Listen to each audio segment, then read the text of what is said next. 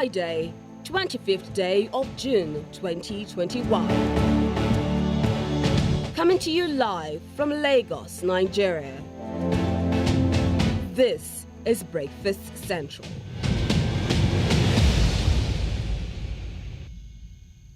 It's 9 a.m. in South Africa, Egypt, and Namibia, but it's 8 a.m. right here in Lagos. Welcome to the Friday edition of Breakfast Central on News Central, reaching you live from our Lagos studio. It is TGIF, Eko Nibajeo, as our people say in this part of the world. I am Oluchi in Obong.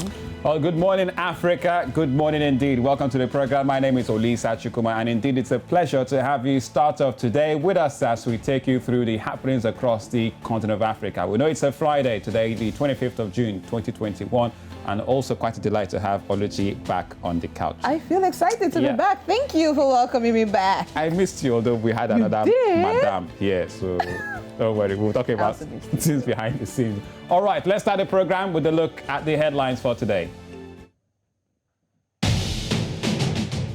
Well, all about Uganda's president appoints new army chief, new army commander. We'll tell you about him. And ahead of 2023 election, all about youth participation in Nigeria. The world of entertainment, Stonebwoy tackles Ghana Music Rights Association. There's more to come on that. And we will be giving you a review of the newspaper headlines we have today. Plus, the latest when it comes to COVID-19 as it affects the African continent, updates from different parts of the continent. On Breakfast Central.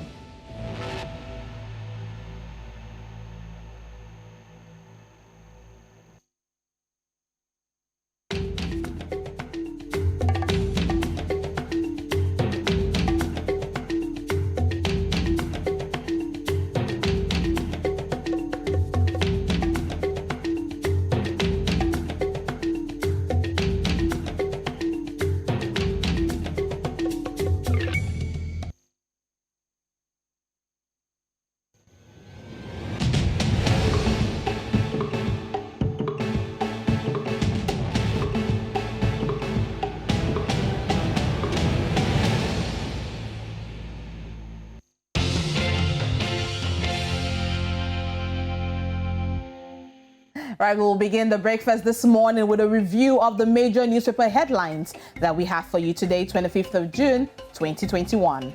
And of course, we're starting with the very first paper, which is the Punch in West Africa, Nigeria this morning. And the paper has quite a lot to say.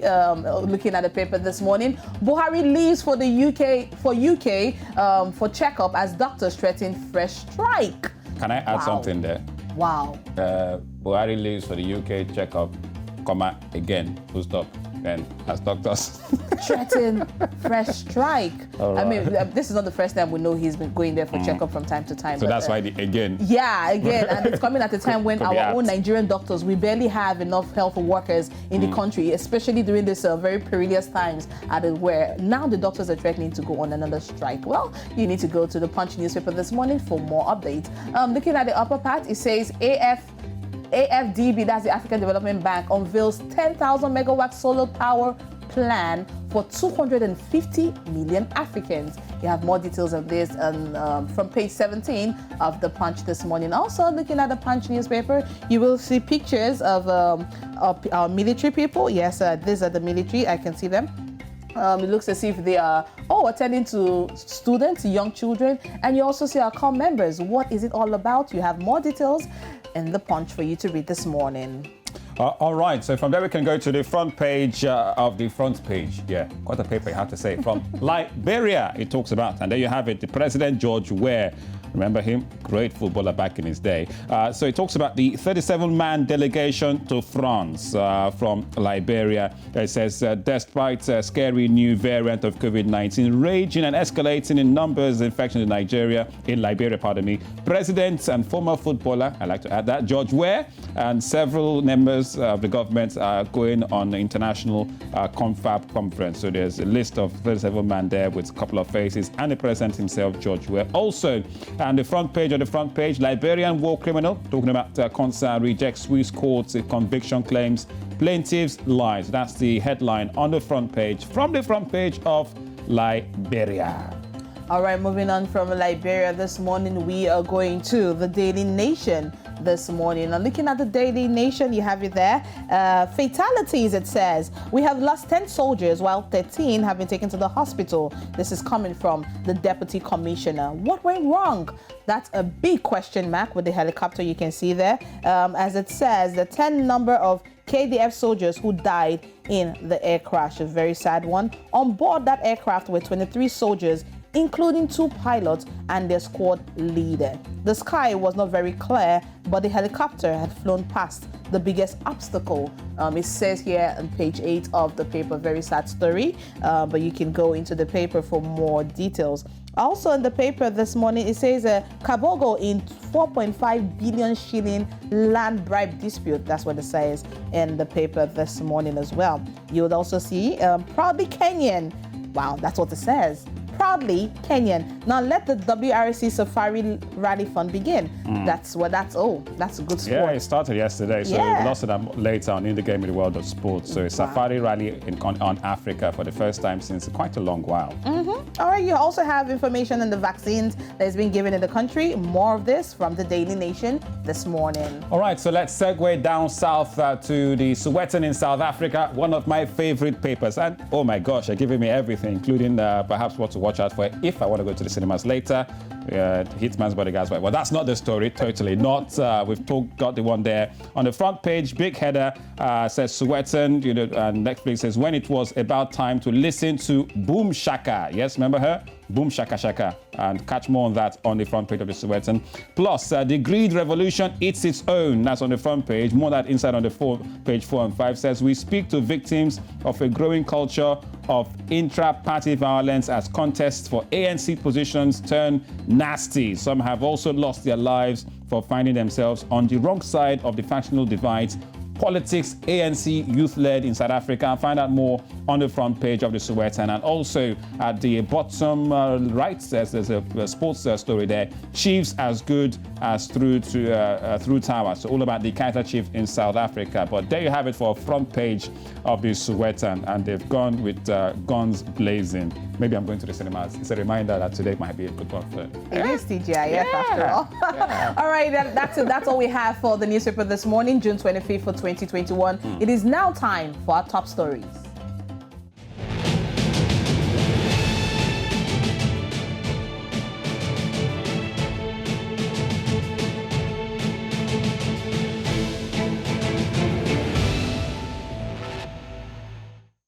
And we're going to East Africa, Uganda to be more precise, where President Yoweri Museveni has appointed General Wilson Mbadi as the country's new army commander.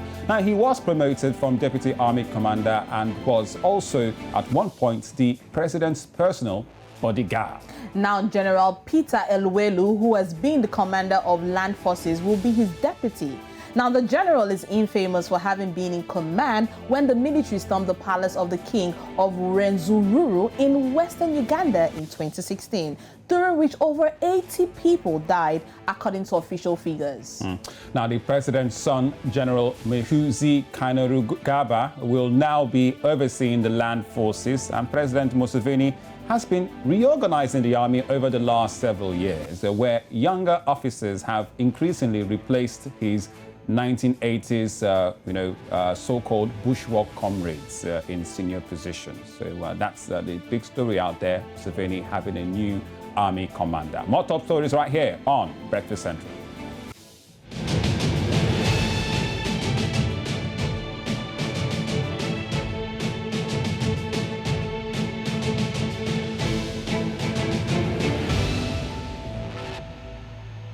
Well, coming home to West Africa, Nigeria. Now, the federal government has reiterated its position that all social media platforms in the country will be registered before they can be allowed to operate. Now, Nigeria's Minister of Culture and Information and Tourism, quite a controversial figure these days, Lai Mohammed himself. Now, he made this known in Abuja as he answered questions on the current Twitter ban at a public hearing to investigate the ban by the nation's parliament. Now, our very own Amadine Uyi, who's our Abuja-based correspondent, has this report on that.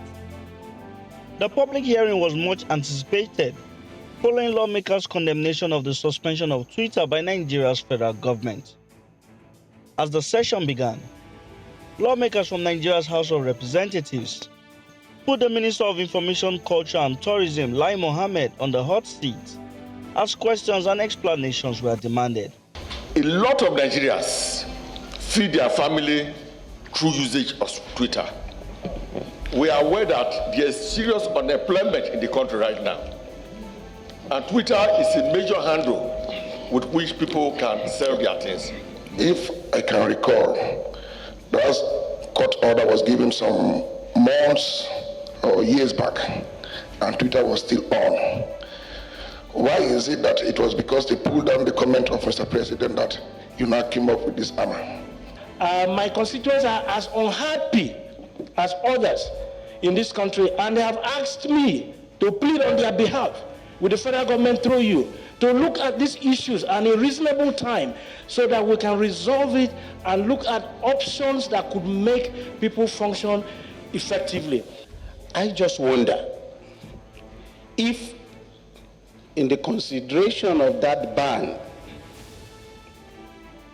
you took into cognizance the coincidence of Mr. President's tweet and Twitter's action and the impression it created on the minds of millions of Nigerians and indeed the entire world. What effort have you put in place in regulating those agencies in order to enable the unemployed youth in Nigeria to gain jobs through those agencies? Because if certain things are put in place, you will have a checkmate on all these social medias. We did not ban Twitter. We simply suspended indefinitely the activities of Twitter. This suspension is because Twitter had made its platform the platform of choice for people promoting activities to destabilize Nigeria. That despite persistent calls on Twitter, they refused and made their platform available for separatist groups and people calling for the dismemberment of Nigeria. The minister also revealed that Nigeria's federal government has resolved to ensure that all social media platforms will be expected to be registered before they can operate in the country. This was informed by the fact that we realized that many of the OTT social media platforms operating in Nigeria today are not registered in Nigeria. They make billions of naira out of our country. They pay no taxes. They employ nobody. He also denied claims that the action was taken because President Muhammadu Buhari's tweet was deleted by the social media platform. We did not suspend the activities of Twitter because they deleted Mr. President's tweet. Not at all. We are very unambiguous on why we suspended Twitter. In a surprising twist, some other lawmakers threw their weight behind Nigeria's presidency. They say they are fully in support of the regulation of social media. The media is at war. We can see what's happening on social media. We should please regulate the media. Let's tell ourselves the truth. Nigeria first. Nigeria first. I want to key in totally that we need to regulate the social media. There is nowhere in the world that everyone leaves the space freely. From Abuja, Amadin Uyi, News Central Television. Wow. I mean, listening to what the lawmakers are saying, some people on one side are in support of the ban, some other people at the other side are against it. And looking at the timing it came, one of the lawmakers came out and said, it appeared as if it was because of the president's tweet being deleted by Twitter that prompted this action that Nigeria government that's took been at this point flatly in time. denied by Lai Mohammed himself, which, will really raise eyebrows and twinks like, really? Was that not, or was it? All right, so that controversial issue will continue to raise eyebrows in Nigeria. But the Twitter ban still, is still on. It's still on. Yeah. In Nigeria, yeah. In Nigeria, we can't still use Twitter. And for what the comments from Lai Mohammed, who is representing the federal government at that hearing, there might be plans to also extend this to other, social media users and platforms to register in Nigeria first before they move forward. Right, away from that, African countries have continued to do all they can to contain the spread of the COVID-19 pandemic, but the numbers keep rising. Now, Bernard Akede is here to tell us more when it comes to the COVID-19 updates.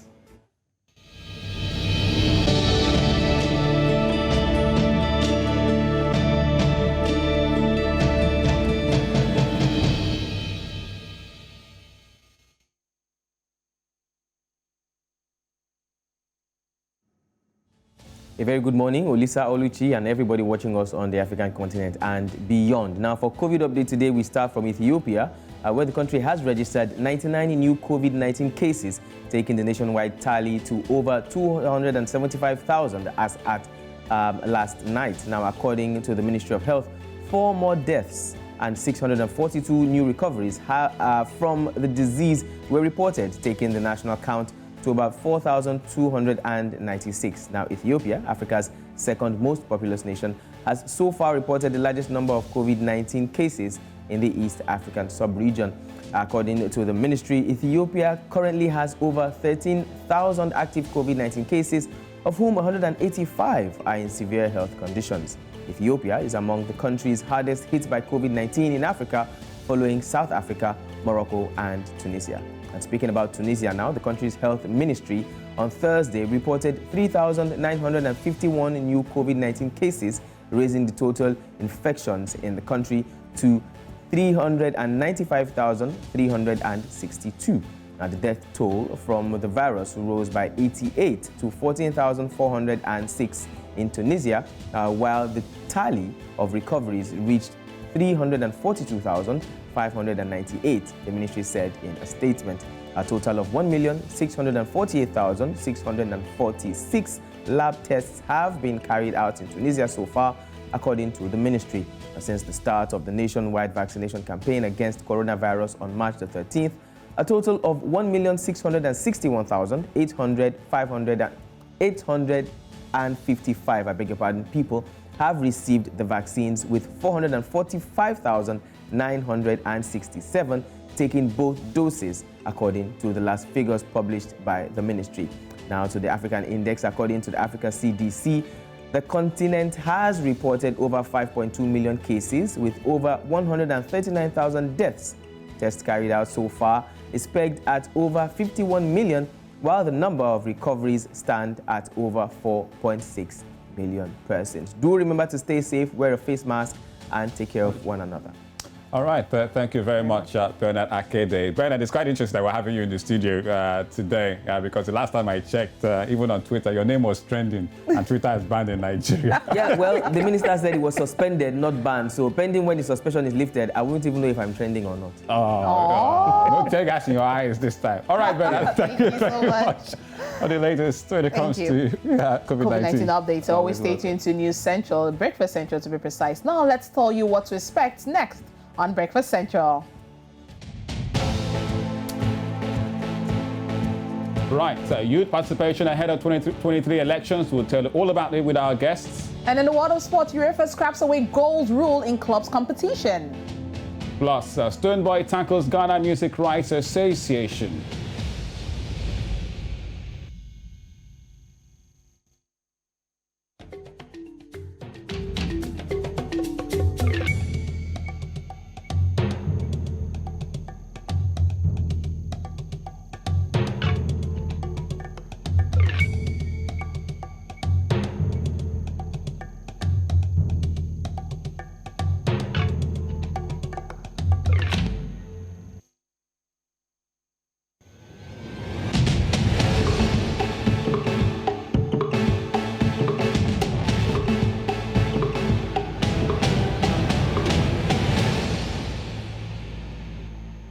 It's the TGIF edition, and you're still watching Breakfast Central on News Central. Now, don't forget, you can follow us on social media. We're on Facebook, Instagram, and yes, we are still on Twitter.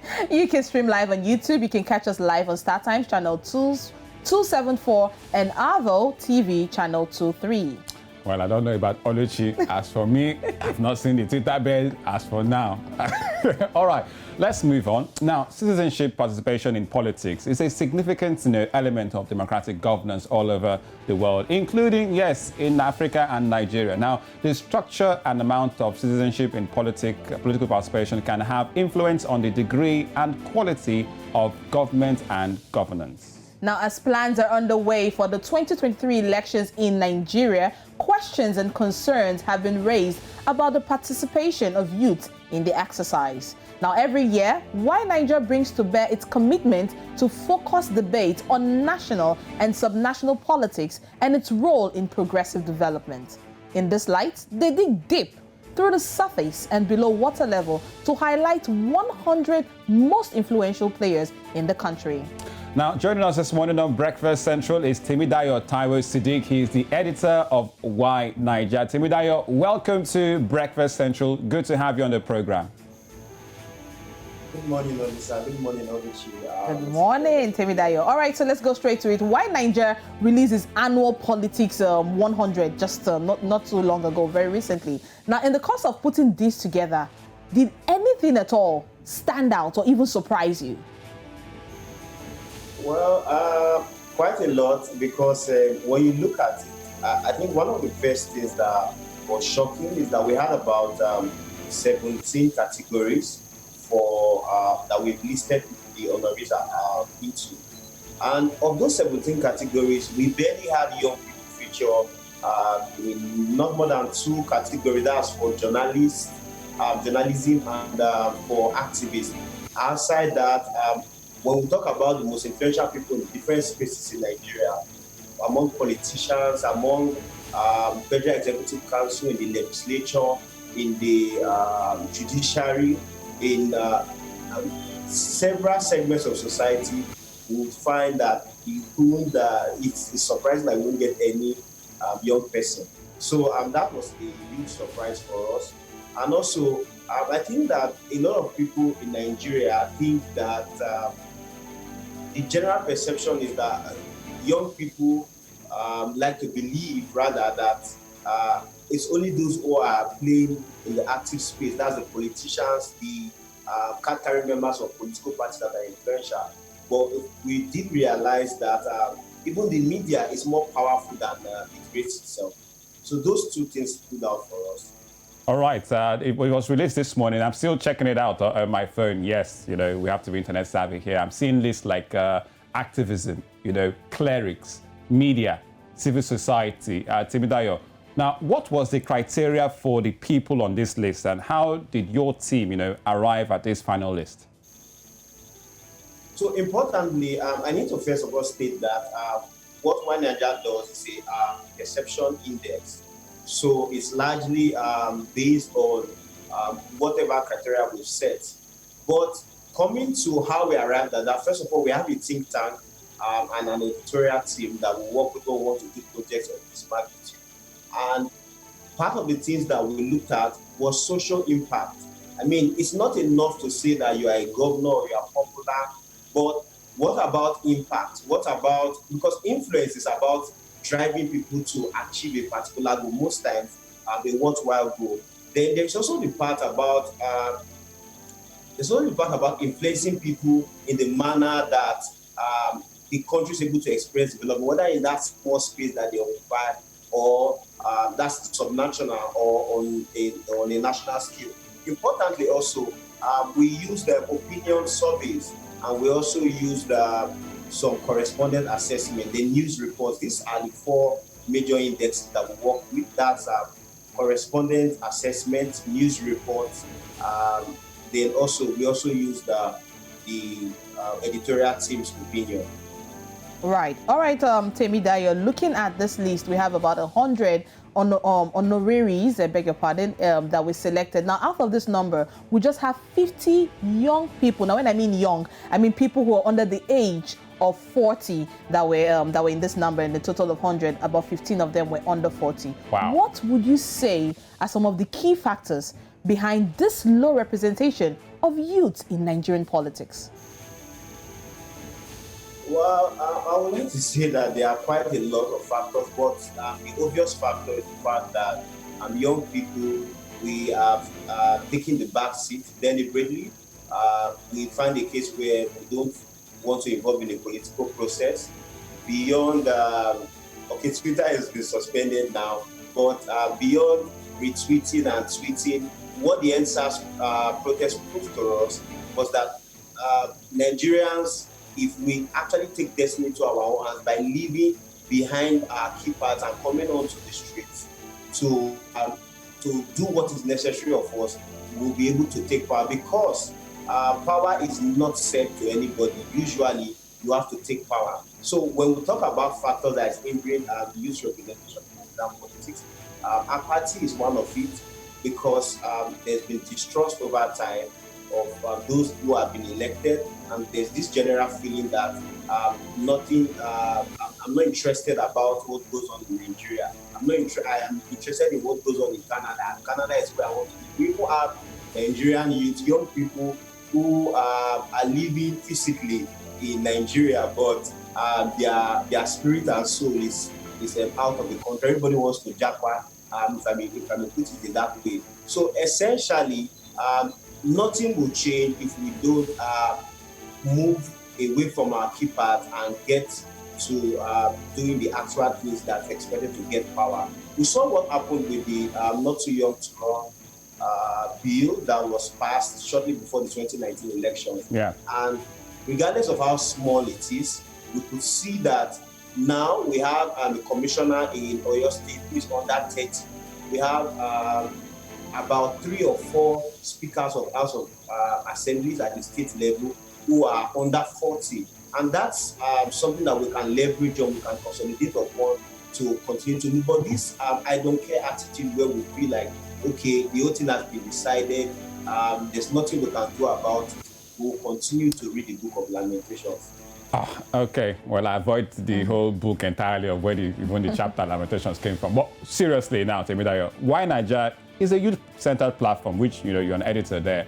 So how would you react to the notion that Nigeria's youth are unprepared, for something as serious as the leadership political space?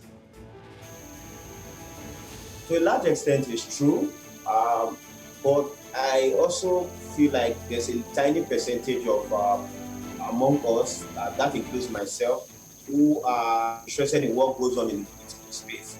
I mean, apart from the fact that my job requires me to focus on the news, I consume more of news and current affairs content, and I would say that maybe my own case is peculiar because I grew up on NTA.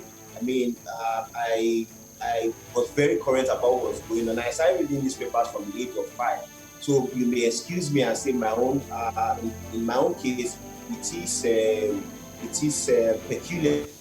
However, the truth remains that there are a lot of Nigerians who they get concerned about what's going on, but with this seeming, with a slight distraction, what happens is that they shift their focus away from what matters most to what is temporal.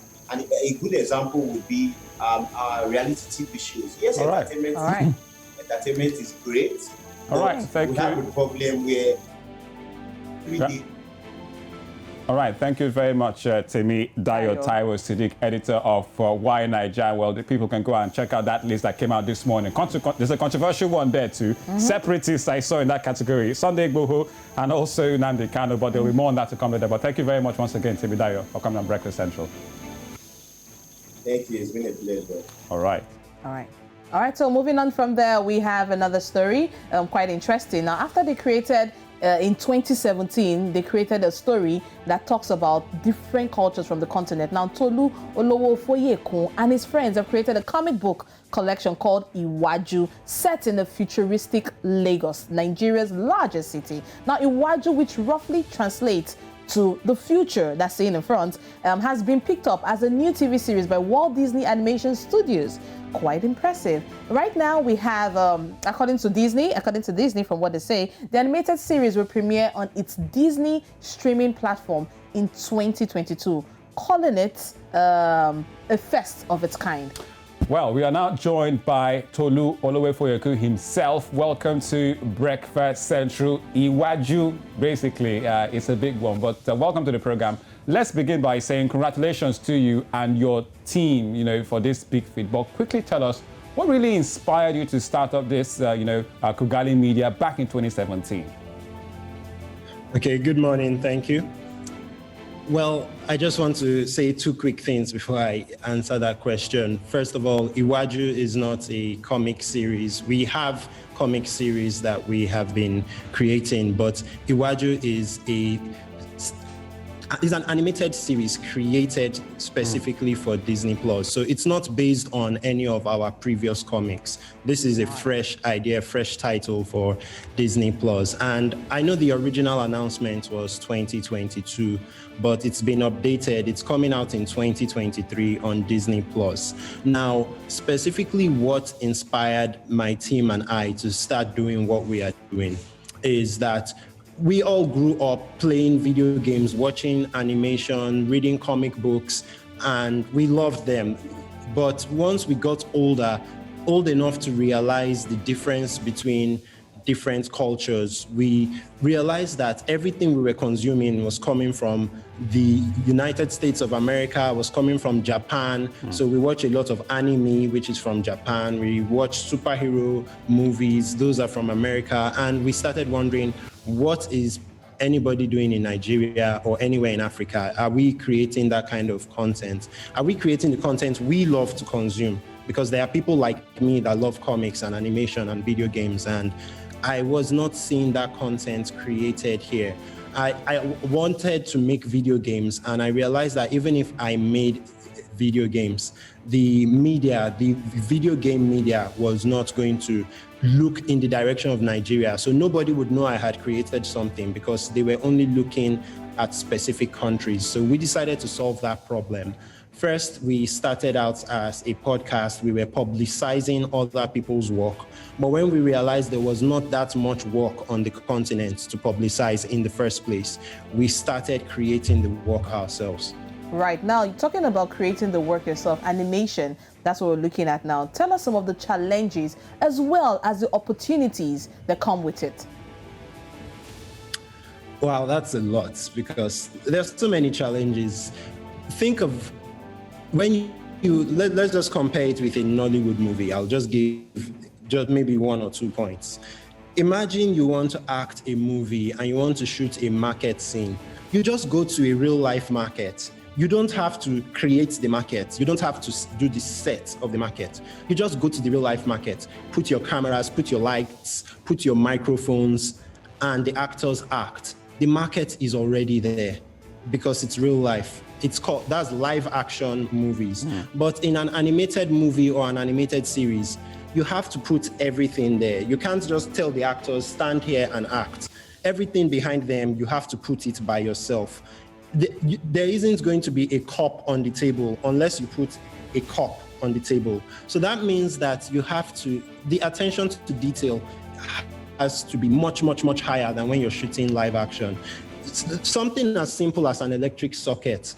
There can be an electric socket on the wall, and maybe the person animating it, let's just assume that person is from Kenya, and we're trying to do a story in Nigeria. The person may put a Kenyan socket because that's what he's used to. I have to have the attention to notice, hey, that socket on the wall, that's not what Nigerian sockets look like. Change that. So attention to detail. For lack of time, let me stop with that answer. There are a lot more challenges. All right, Tolu, because really to ask you, Iwaju is going to be big. We're expecting it to, Disney Plus, big collaboration, this series. So it's an African setting based in a futuristic Lagos. So I really want to ask, from an African perspective, especially for your team at Kugali Media, are the artists, your animators, your drawers, your curators, your graphic guys, the team behind this, are we talking about a fully African, team, or do we have, 90% Nigerians, or do we have representation from Ghana, Kenya, artistically? Okay, so Kugali as a company hires people from everywhere. We're a Pan-African company. So most of our staff are African. That does not mean we don't hire non-Africans. We have people in our staff who are pure, maybe British, completely British. But we do have people from Uganda, Nigeria, Zimbabwe, Kenya, other places among our staff. And that team is working alongside the Disney animation team on Iwaju. Obviously, Disney animation's team is mostly American. So we have quite a few Americans working on the project. We have a huge number of Africans working on the project as well. All right, on the very last and a very light note, Tolu, this Iwaju, do we have any upgraded Molo, upgraded Danfo kind of stuff inside it? Just a yes or no. I'm just curious. Futuristically, Iwaju speaking. Iwaju speaking. Okay, yes. Short answer, yes. Okay. All right. We're Nice. looking forward to it. Disney Plus, Iwaju. Thank you very much, Tolu Olofo, for coming. Olofo for coming on Breakfast Central. Yes, with your team, Kogali Media. Looking forward to that one on Disney Plus. Great. Thank you for having me. All right, as always. Now, you're still watching Breakfast Central on News Central. Today is a Friday. Yes, I'm going straight to our community reports.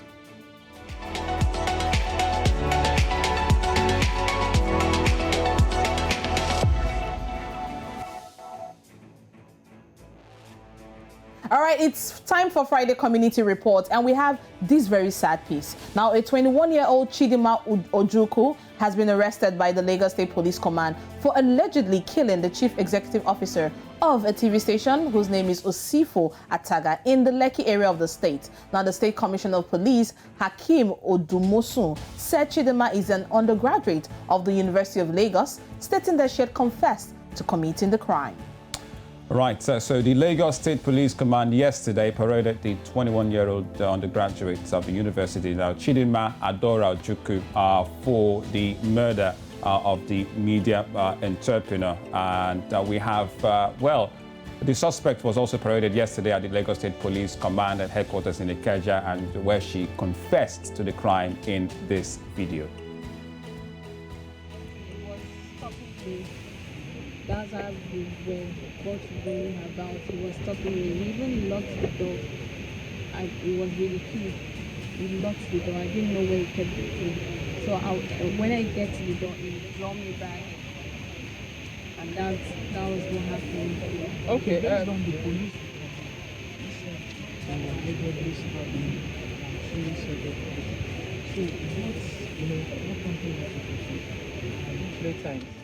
All right, quite a controversial and disturbing story making the rounds even around social media yesterday in Nigeria. Let's bring on our correspondent, Michael Ngene. Michael, good morning to you. Tell us what you know about regarding this story. It is rather disturbing. She's a young 21-year-old girl caught up in this huge case of murder. Yeah, thank you so much, Olisa and Olechi. It's good to be here. So this story is quite interesting because a whole lot of people are looking out for what is going to be the outcome.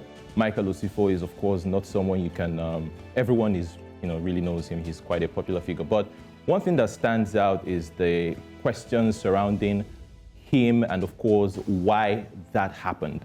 Now, recall that his family actually raised alarm on the 13th of June that he was missing. And, of course, that actually made the police to swing into action to start looking for him. And lo and behold, his dead body was found in the Lekki axis of Lagos. Now, after the whole investigation started, Chidima was nabbed yesterday, as you saw in that video. And of course, she made some revelations as regarding what actually happened on the day of that incident. She said that she's known the Michael Osifo for the past 4 months. She was actually introduced to him by a friend of hers.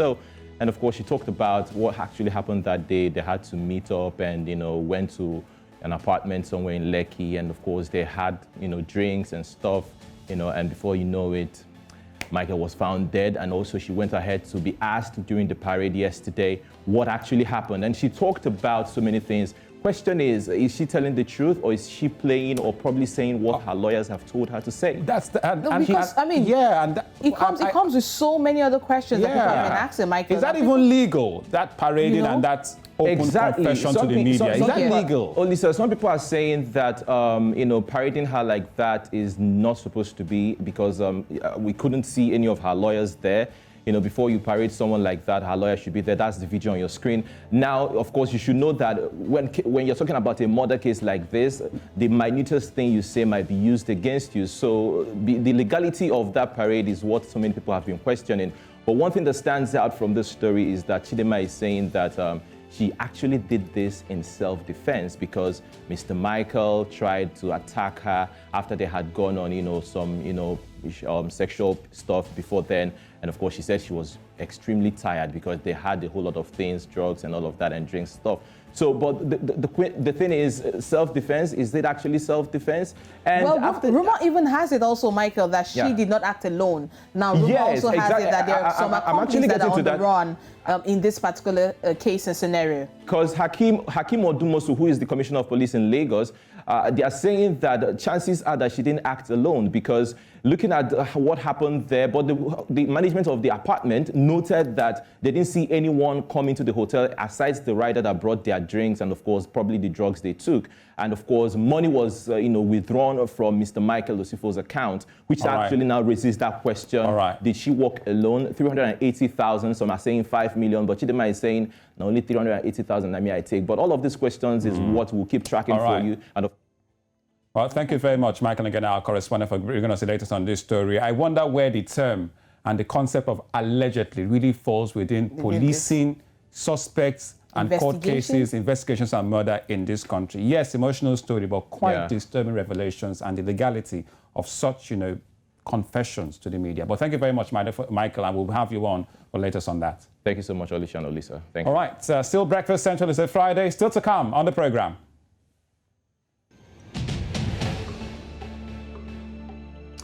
Well, get your penalty shooting boots ready because UEFA have scrapped the rules when it comes to club competitions for next season.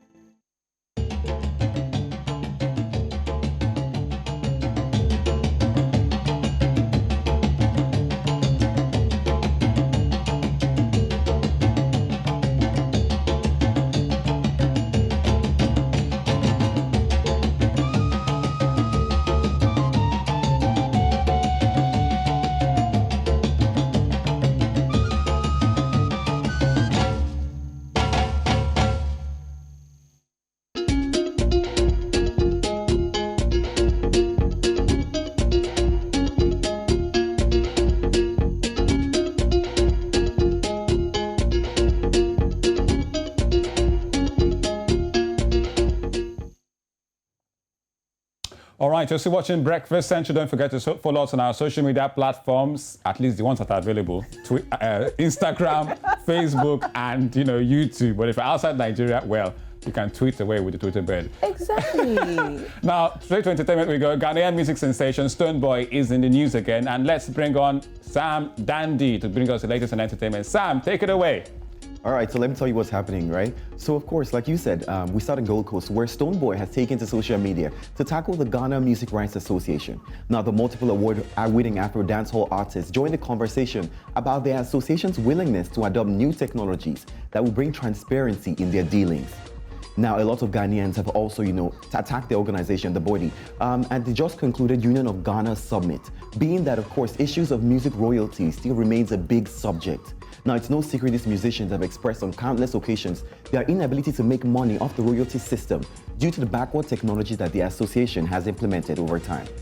Now, let me give you, music royalties itself are a compensatory payment received by rights holders, which include songwriters, composers, recording artists, and maybe their other representatives in exchange for their licensed use of their music. Now, while of course the COVID-19 pandemic has affected negatively the sector, musicians have found it harder to make money due to cancelled shows and concerts. Well, on the other side, of course, Ghanaian vocalist Ms. V aired her thoughts that although the ban on concerts is affecting showbiz, it will be ill-advised for entertainers to force the hand of government. Now, the star, of course, who is saddened by the reality, stated the importance of the safety of lives. Now, she says, we can't put money before lives. Now, if you recall, President Akufo-Addo banned musical concerts to prevent the spread of coronavirus over a year ago. I can imagine how hard it is for them. Well, let's move now to some gist. Now, if you recall, I told you news that Diamond Platinum and his baby mama, of course, Ugandan-born Zari Hassan, would be featured in the first ever African reality show on Netflix. Well, now we know the executive producer of the show and the other African stars that are set to feature on the show as well. Now, multiple award-winning Ghanaian media personality Peace Hyde can now brag as the creator and executive producer of the first ever African reality series on the global streaming platform. Now, the reality series, Young, Famous, and African, will feature Pan-African superstars like Diamond Platinums, like I said, Ugandan-born Zari Hassan, Annie Macaulay Dibia from Nigeria, celebrity stylist Swanky Jerry from Nigeria, South African superstars Nadia Nakai, Kanyi Mbao, and Andile Nkube, and of course, Naked DJ. Now, these are the heavyweights who are going to be representing the continent on this show, and I'm looking forward to it. I mean, Swanky, I'm thinking, Dibia, it has to be fun. So I'm looking forward to seeing what the show is going to look like. All right, thank you very much, Sam Dandy. I'm wondering about the term "baby mama." You know, it looks like it's now quite allowed. It's a lexicon in the men's fair, right? It's almost informally formal. All right, thanks very much, Sam. Let's go straight to the world of sports. So quickly, we can start on the African scene. Constant Omari, yes, innocent until proven guilty. That concept, legally. Right, he's been, banned by FIFA for 1 year after it was they said that he's in breach of the FIFA ethics, so they'll continue to follow that story. He's a former interim president of CAF, so that is why he's big on the African continent right now. But big story for next season, if you follow UEFA Champions League and, Confederations Cup, UEFA have come out to say there will be no away goals rules again.